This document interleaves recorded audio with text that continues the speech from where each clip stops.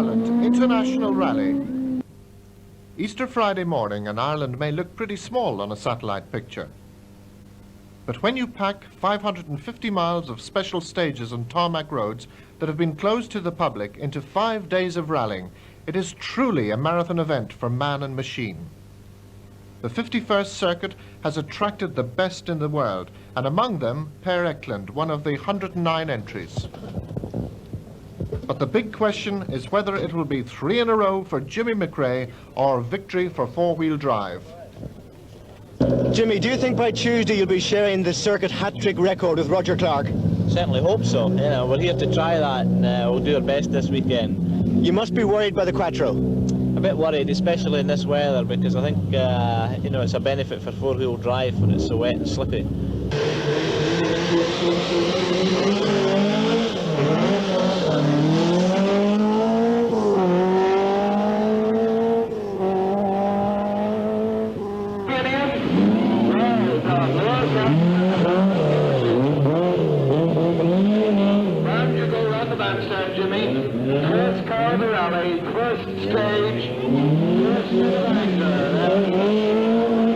Do you think that the Quattro is going to be a big challenge to you this weekend? Well, the sticker on their car says that Fords are fast, but Quattros are faster, so maybe that's the case. You and Hannu, being from the same town, you must be old rivals. Well, we are rivals, but still outside of rally we are good friends, so the rivalry only applies to competition.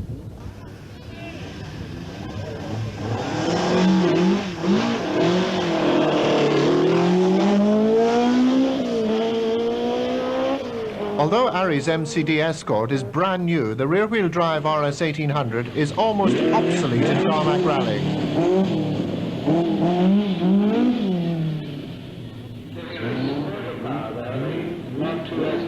But definitely not so the Quattro. This partnership of you and the Quattro are favourites for the World Championship. How do you feel your chances stand on the circuit? Oh, I think it's quite good chances.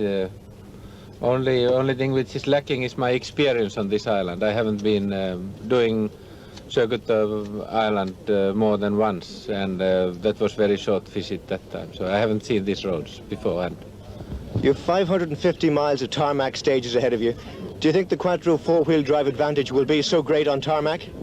No, it's not so big, because more slippery it is, better Quattro is, and of course asphalt is you have very good grip, so we haven't got that kind of advantage, but I think it will go well.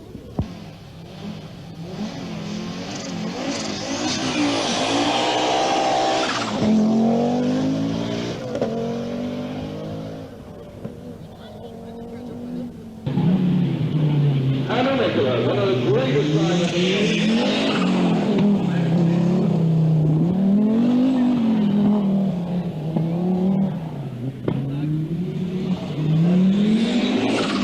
As the Audi whistled its way to the fastest time of the first stage, Henri Toivonen looks apprehensive.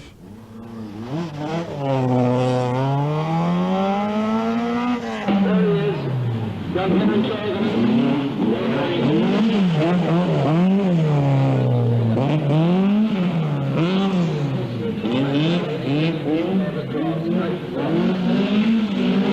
Per Eklund, meanwhile, is going on a bit about his breakfast at the Europa. Tar du med en till Sverige så har vi grejer Den det har där. jag en riktig i Sverige runda annars. Spjut var 2 perfekta. Men ta med en hem, glöm inte det. Nej, lovar.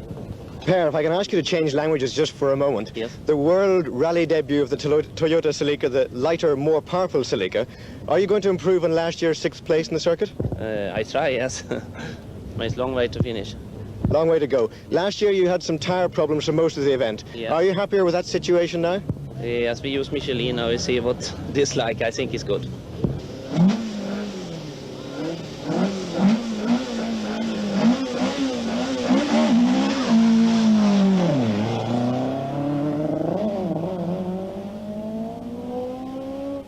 Ger, last few performances in the circuit for you. You've had 4th, you've had 3rd, you've had 2nd. What will it be this year? Hopefully first, but that won't be a very easy task. I think I've worked drivers here this year, Hannu Mikkola, Ari Vatanen, Jimmy McRae, there's many others, Billy Coleman, many others as well. It's going to be very, very difficult to compete with those people.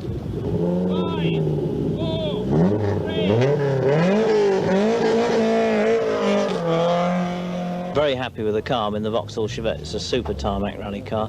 We went down to the West Cork International 3 weeks ago and won that one, so it gives me a lot of confidence, and I think things are going very well.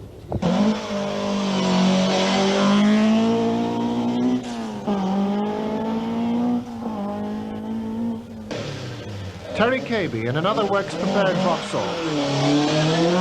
But it's Austin Mchale's private entry that we see first on stage 4. Another top privateer, Robert Moffat.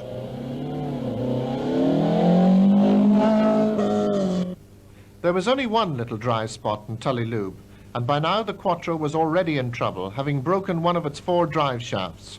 The 2 Rothmans Opels were in the lead, with Jimmy a mere 10 seconds ahead of Toivonen.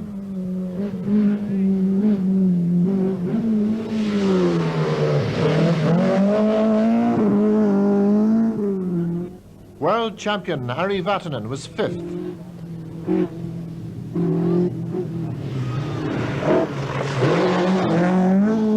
And he was just 3 seconds ahead of a stuttering Per Eklund.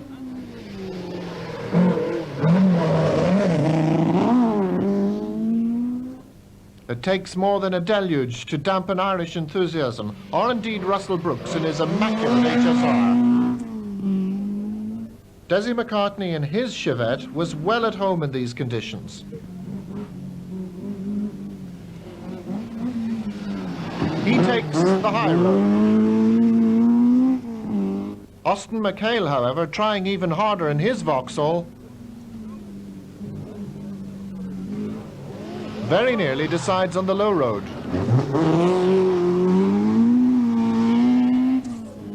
Immaculate no more. Russell had stuffed the front into the ditch and lost a minute, but the Midlands driver is good at overcoming such adversities. A brief glimpse of David McElroy in his 2-litre Sunbeam, but back amongst the professionals, Hannu Mikkola's drive shaft has been quickly replaced by the Sutton team, and he and Arnie Hertz are still inside the top 10.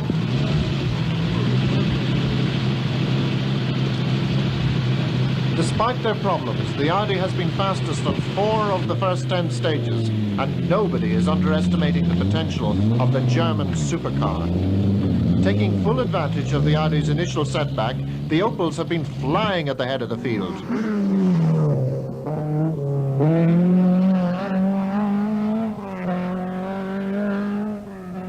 But Jimmy McRae also has problems in this stage, and he gets a puncture further down this road.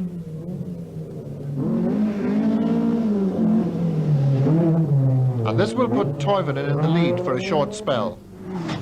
Ari Vatanen is up to 3rd place and showing true World Championship style.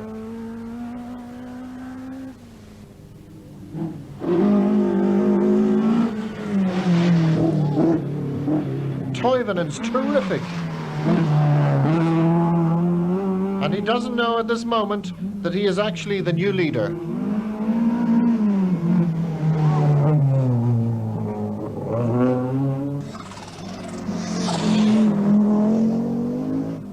The sight and strange sounds of rallying in the future. Mikkola is 2nd fastest to Toivonen on this stage. But one works challenge has disappeared in a haze of expensive smoke. And this is the last time we will see Per Eklund and the new Celica. By stage 14, Jimmy McRae was back in the lead. Toivonen 2nd, Vatanen 3rd, Kaby 4th, and Mikkola in the Quattro had worked his way back up into 5th position.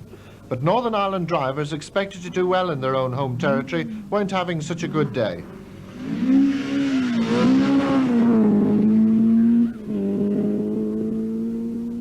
Dessie McCartney was plagued by a misfire, and John Lyons had been off the road for a minute 2 stages previously.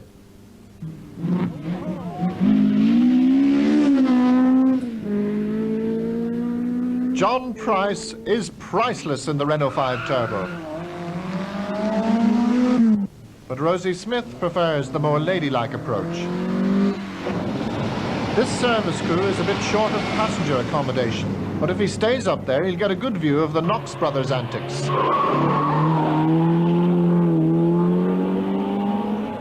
As the lower seeds, including John Flood, head back for Belfast to complete the 14 stages of the Friday run, which was sponsored by the Belfast City Council, one enthusiast is reluctantly dragged back away from the action. It's been a good day for the Rothmans' Opel. Jimmy leads and Henri is quite happy to let him do so. Ari is well in touch in 3rd place in the Escort and Terry Kaby, the top Vauxhall, in 4th place. Hannu has brought the Quattro back up to 5th and John Coyne is the top Irishman in his Sunbeam. Day 2, and it's a different story for Toivonen. You seem to have a bit of a sore arm there. What happened? I can't remember. What was the stage number? My foot slipped from the brake pedal and we hit a stone wall.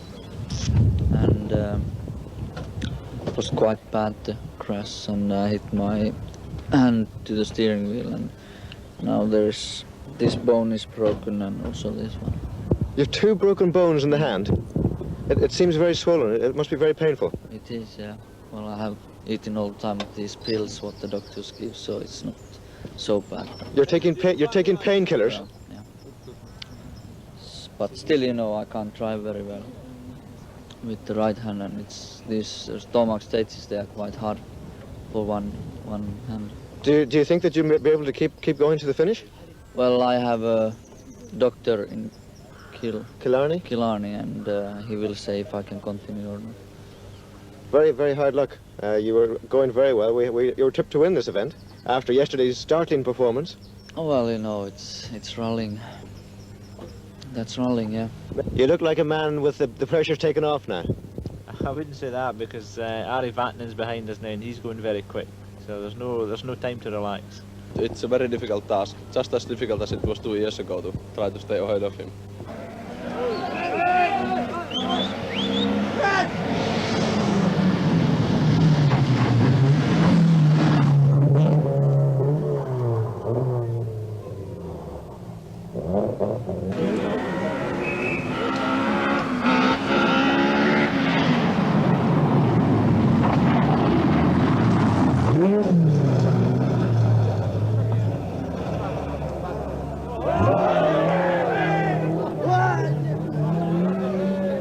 Watch this for a one-handed performance.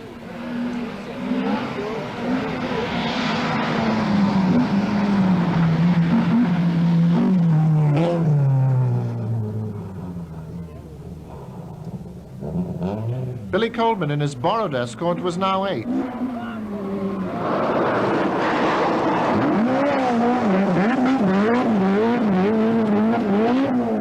And Brookes has had a dramatic drive up the field to 4th.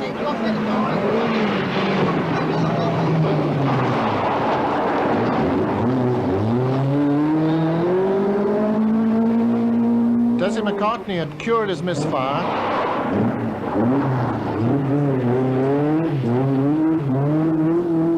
And he and Winston Henri were just outside the top 10. Brendan Fagan, catching him here, was now lying just behind Coleman in 9th position. But other top Irish challenger Ger Buckley had lost 9 minutes in an accident and had no front brakes. Alan Fraser was in spectacular form, and he was among the stars for the first time in his rallying career. There are just 2 ways to take a hairpin. The right way, as demonstrated by leader Jimmy McRae.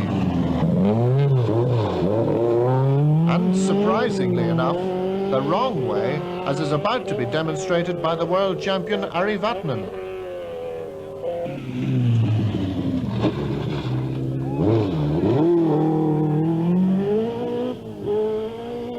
Then we get a number of variations on the theme. Kaby, wide and nice. Coyne, smooth and quick. Mchale, rough and quick. Coleman late and 2 bites. John Lyons early and 1 bite. Dessie McCartney gently. Winston Henri just plain good. John Price not so good. Brookes very fast and using the bank.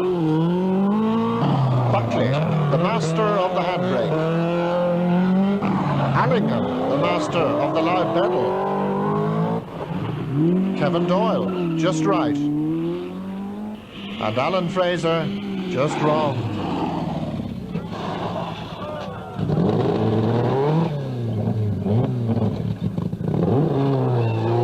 Well, somebody else had to get it wrong, and he's in good company with the world champion. Stage 27, Windmill Hill, takes the rally right through the village of Churchtown, and Frank Fennell was well at home amongst the houses.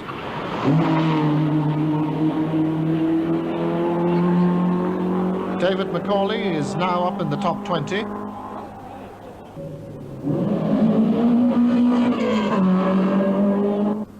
And the very experienced Kevin Doyle lying second in Class 6. Number 66, Phil Clayton from Cheshire. Kaby had now gone. The Chevette had left the road and it was too badly damaged to continue. There was just 1 stage to Killarney, and McRae's hat-trick was looking more and more a possibility.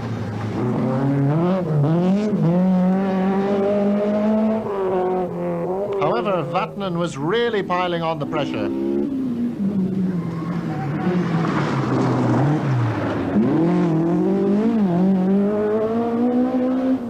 But for John Coyne, now in 5th place, the pressure was about to force him into a rare mistake, which he manages to overcome beautifully and loses really very little time. Austin Mchale's magnificent run had brought him up ahead of Coyne and Toivonen, and he lay an incredible 3rd going into Killarney.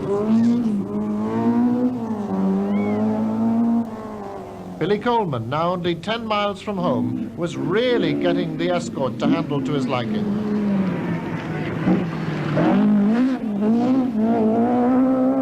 So after 2 days hard driving, the circuit maestro McRae still led the field, with Vatanen just 1 minute, 3 seconds behind. Austin Mchale was the toast of the town. Toivonen soldiered bravely on in 4th, Coyne 5th, Russell slipped to 6th, and Mikkola had dropped to 10th. The annual pilgrimage, and just listen to the worship that they give to their gods.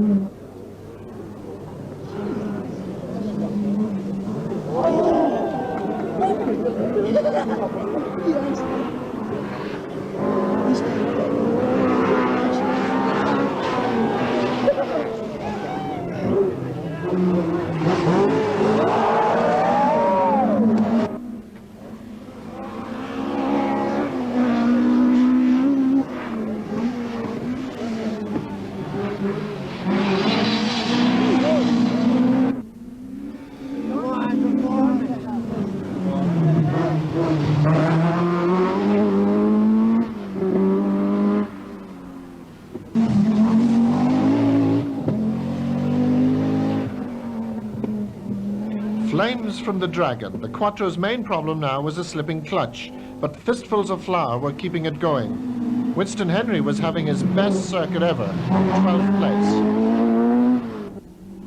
Alan Fraser, 13th overall, is now a star. Robin Allingham enjoying himself in the ex-Roger Clark TI-7 V8.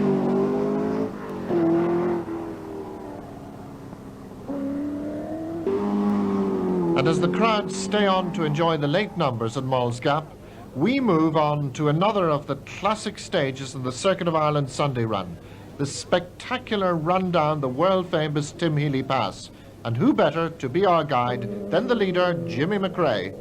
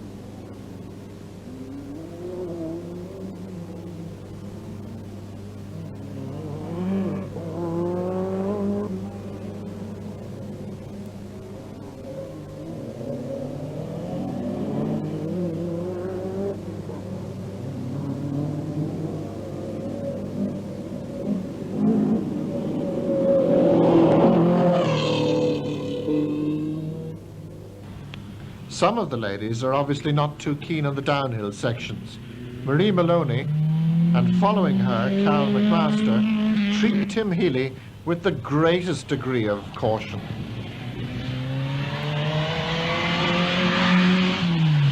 Sunday was not without its incidents. John Mchale and Gus Kearney had an unfortunate head-on collision, bringing instant retirement for both crews. Mchale had also been off the road and had dropped right back. However, things in the Audi camp were improving. Team manager David Sutton wasn't even aware of just how well they were improving. You know we're up to 8th place. I know we're up to 6th place. Oh, what can we have here, please? 7 minutes.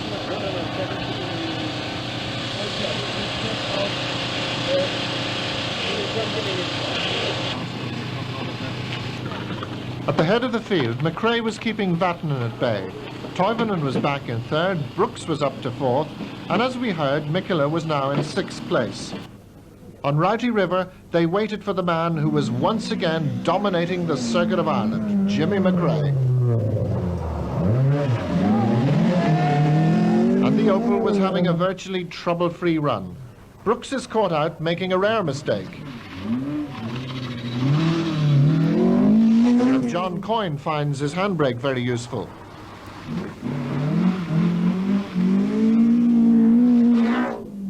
This kind of weather should really suit the four-wheel drive Audi. And now the Dragon was spitting flames at both ends.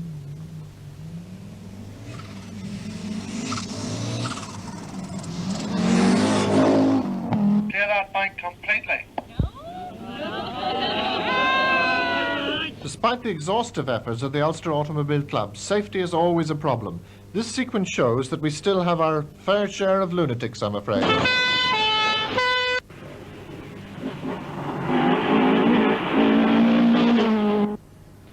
We got a great view, man. The cars were coming right at us. I'll move for no more. Now, what happens here if somebody's catching Robin Allingham? Now, this marshal's a real good one. He's helping the spectators to obscure the direction arrow. Now he's standing with his back to the oncoming car, and I think he's going to end up as a matador.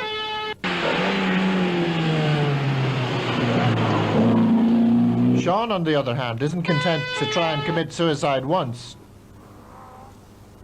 That didn't work, so he has another go. And finally, Mick and his pals think they can run faster than an HSR. By stage 36, Russell looked set for another Sunday run prize. Mchale just managed to hold on to 6th place after a disastrous day. And McCartney was still not in the top 10 despite some spirited driving. Mike Dunnion, on the other hand, was getting a little bit disorientated.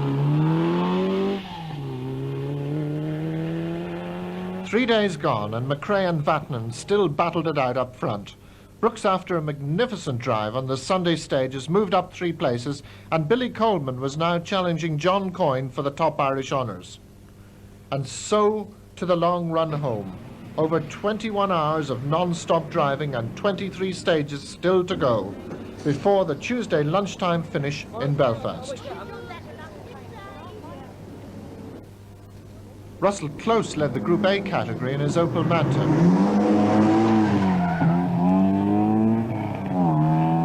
John Mchale had been an early challenger, but Ian Corkle was now only 9 seconds behind close.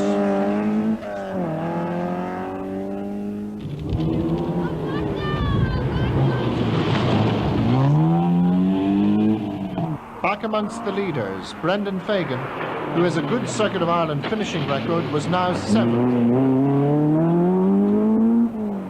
3 places behind John Coyne.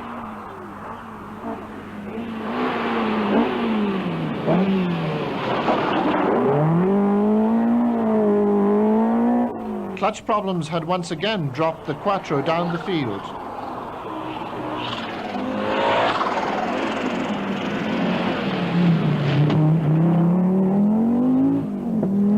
And Mchale was also trying to make up ground.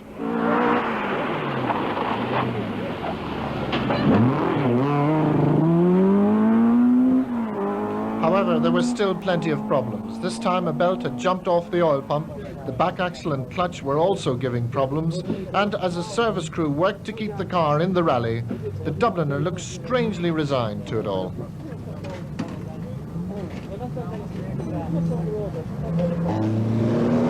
On to stage 43, where the pressure was off Jimmy McRae.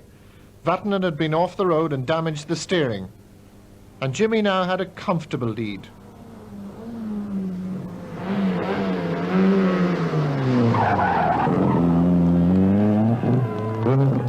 And John Coyne was now up into 4th place.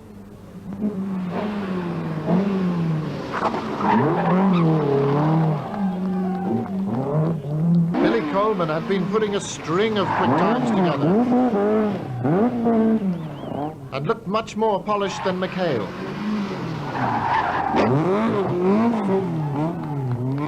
And here comes the world champion in trouble. The front end deranged and being caught by Winston Henri. Buckley was also very much at home in the southwest, but his challenge had come too late.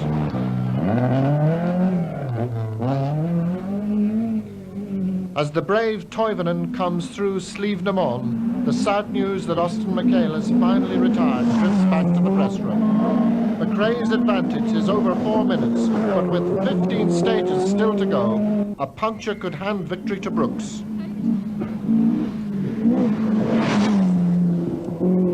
And Ari Vatanen had been in the wars again.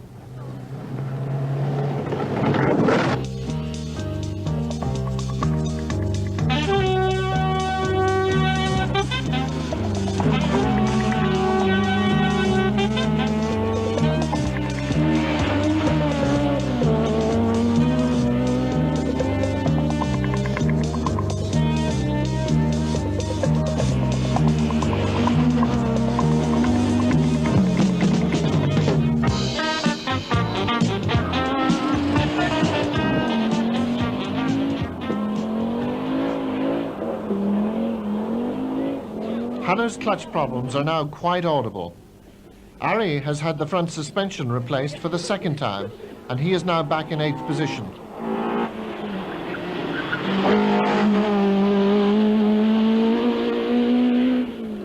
At the supper halt in Kilkenny, the first 3 places were fairly spread out, but the prize for being the first Irish driver was going to be a struggle throughout the night between John Coyne and Billy Coleman. South Armagh, Easter Tuesday. McRae has survived the night and has only 4 stages to go to join Roger Clark as a hat-trick winner of the circuit. Russell is set for second, but Fagan, McCartney and Fraser have all dropped out. The front of John Coyne's Sunbeam shows just how hard he's been trying to hold off Coleman. And the battle is still raging as Billy is only 27 seconds behind.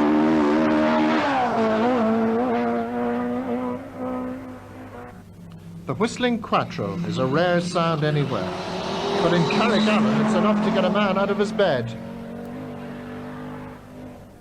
Agnes, there's something going on out here. They've diverted all the traffic down Henri Road. For goodness sake, give him a breakfast quick, Agnes. Jeez, Roll, would you look at the goose of your man? He's in a queer hurry. The customs must be after him or something. God, I think I hear them coming now.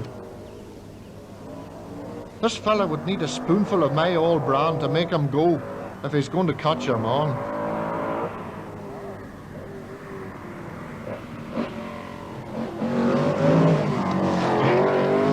And so to the final service halt. We haven't been pushing it through the night, you know, we've just been maintaining a sort of reasonable speed. It's very difficult to slow down completely because that's when you make a mistake. You've got to have some competitiveness about your driving. So I think, you know, barring being very unlucky, we should get through the next 2 stages all right. Billy Coleman's pursuit of John Coyne, to put it mildly, had been a bit hot. Bit of a delay last night when the carpet under the navigator's seat caught fire on Sally Gap, which was the longest stage and cost us about a minute in time. But apart from that, the cars run perfectly. And you managed to cope with the tiredness okay? Yeah, just about. All I can tell you, the fire didn't help because we had smoke absolutely billowing from the you know, the frames half a foot high coming out of the floor, and it didn't do us much good, I can tell you. But when it comes to heroic tales, the outstanding drive of the rally has got to be the performance of the brave young Finn, Henri Toivonen. For 2/3 of the event, he drove the big Opel with 2 broken bones in his hand, in considerable pain and only able to use his left hand to steady the wheel. An amazing performance. Before the accident, he was incredible, playing with his teammate for the lead. And it's a little bit sore, and you know, it's been all the way the same. It's just useless. After the accident, well, the pictures tell their own story.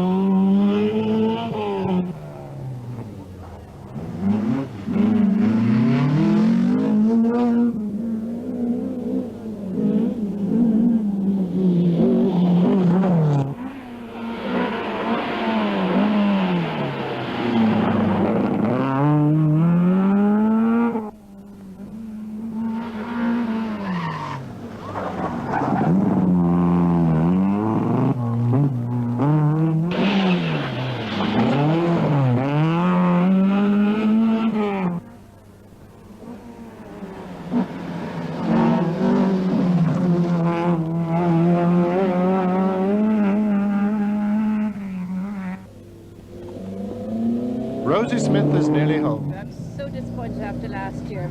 The whole idea this year was to finish it, to win it this year. I think that you're going to do that. Well done, and we hope to see you in Belfast. Well, Rosie did in fact do just that. She won the ladies' prize. And John Price starts the roll of honour.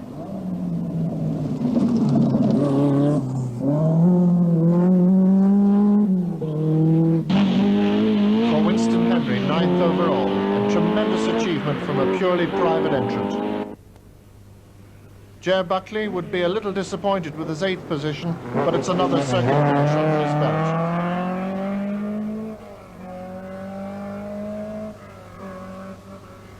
belt. World champions don't often finish in 7th position, but it certainly wasn't for the lack of trying. So for the...